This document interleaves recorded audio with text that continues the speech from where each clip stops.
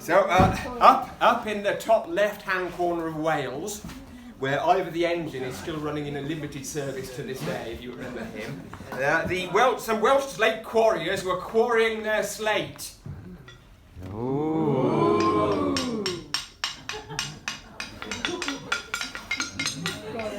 They quarried hard. And they quarried quiet. And they quarried a long way away.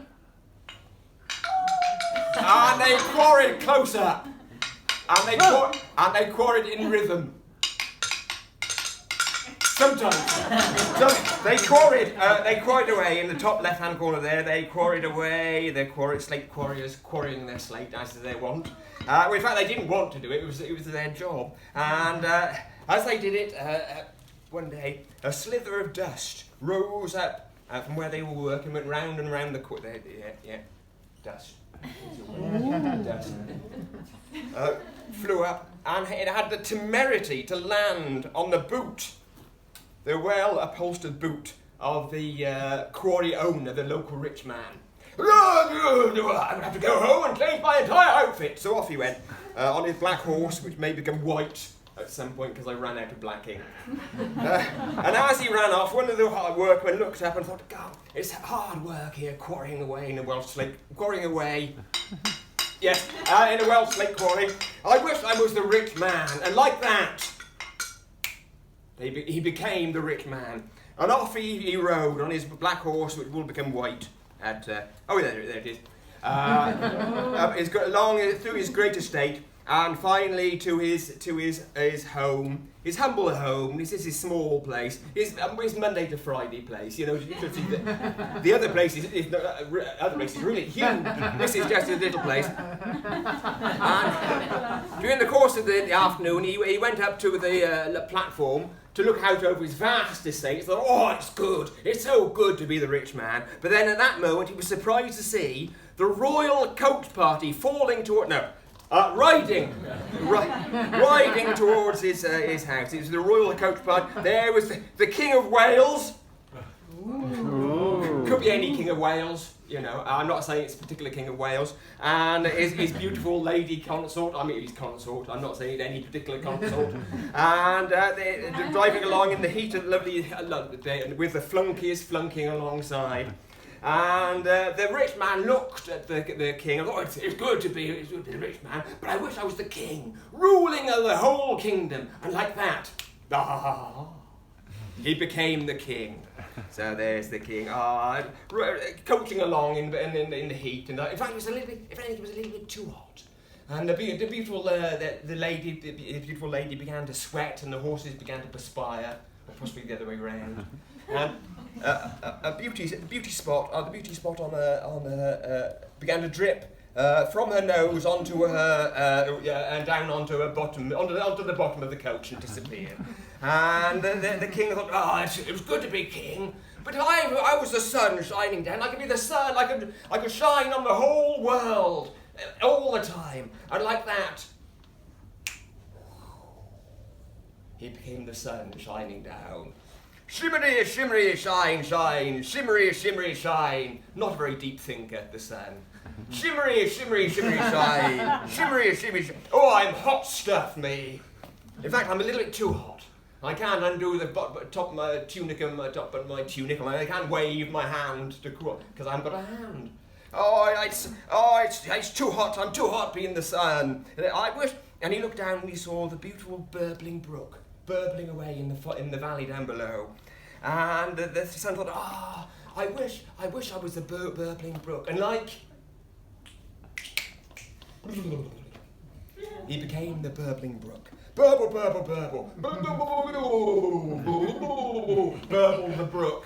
Quite a shake. Not a deep thinker again, the bird. It's quite shallow, in fact. Burble, burble, burble the brook, and it flowed on down the valley, down out down the. It became the River Wye.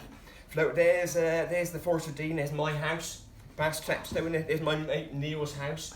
And it joined past the river, the Seven Bridges, and out into the Bristol Channel, and out into the Irish Sea, and out into the Atlantic Ocean, if that's not being too Pacific. Oh, not being, well, hey, I knew there was a joke in there somewhere. And the water burbled away into the ocean, and at a certain point the sun evaporated. It shimmery shine, evaporated with the water, and it rose up into the it's scientific, this. And it rose into, and at a certain point it de-evaporated and became the water in the clouds, and the wind blew it back over land, back over Wales. Back over Wales. And at a certain point, the water thought, I'm fed up in the water, I'm at the mercy of gravity, and the sun, and the wind, I'm fed up in water, and fish do their business in it as well. You don't want that, do you? And the water thought, I wish I was the wind, and like that, it became the wind, blowing hither and thither and yon, wherever yon is. And it blew higher and higher up the valley, right up the Welsh Valley, until so high, in fact, you couldn't tell which was cloud and which was Welsh mountain sheep. That's a sheep. That's a sheep again. That is a cloud.